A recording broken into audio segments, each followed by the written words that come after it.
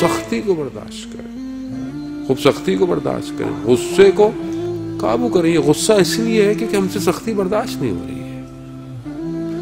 زبان سے نکلے ہوئے تیر ہیں عزیزان محترم غصے کی حالت میں، جو کہ پیوست جب وجود میں ہو جاتے ہیں واپس نہیں نکلتے۔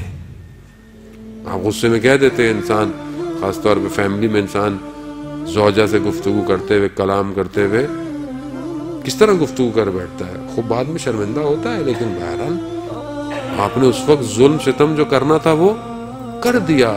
شخصیت انسان کی غصے میں باہر آتی ہے۔ ابھی کچھ آپ بعض اوقات بیٹھے ہوتے ہیں کسی کے ساتھ، بڑا اچھا آدمی، بڑا اچانک سے دیکھتے ہیں گھر میں گئے تو کس پہ چیخ رہا ہے؟ بچے پہ چیخ رہا ہے۔ بچہ نادان بچہ ہے۔ آپ ان بچوں سے کیا ایکسپیکٹ کرتے ہیں؟ جو چھوٹا بچہ ہو 8-9 سال کا، ہماری ایکسپیکٹیشن اس سے یہ ہوتی ہے جیسے میٹرک پاس بچے سے 10 دفعہ سمجھایا تھا،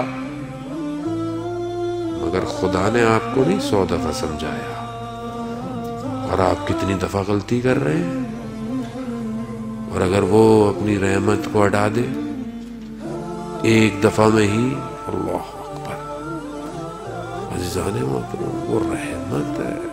یہی تو اس کی خاصیت ہے کہ وہ بدیاں کرنے کے باوجود بھی ستار ہے میرے گناہوں کا۔ ابھی آپ کو تھوڑی پتا ہے، میں بہت اچھا نظر آ رہا ہوں۔ یہ خدا ہے کہ جس نے میری اچھائیوں کو آپ کے لیے مشہور کیا ہوا ہے اور میری برائیوں کو چھپایا ہوا۔ وہ میں بھی بچے کے ساتھ ویسے ہی کروں، وہ بچہ ہے، ہمیں بچوں کے ساتھ بچہ بننا چاہیے۔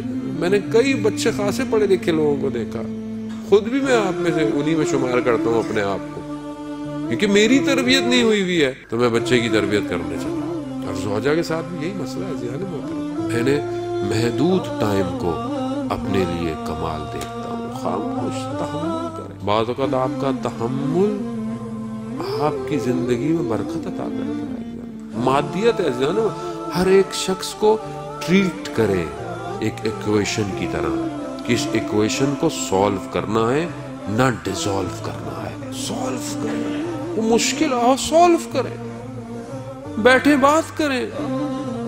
میرا آپ سے مسئلہ ہے، بیٹھ کے بات کریں۔ فیملی میں ایشوز ہے، بہن بھائیوں کے، بیٹھ کے بات کریں۔ غصہ کیا ہونا؟ غصہ تباہی اور بعد بھی لے جاتا ہے انسان کو، حرام کام پہ جاتا ہے۔ کاظم سے کم از کم میں آج اٹھوں تو میں آج یہاں سے اٹھ کر اپنے غصے کو کنٹرول کرنا لے کے جاؤں، مانگوں میں ان کی طرف سے۔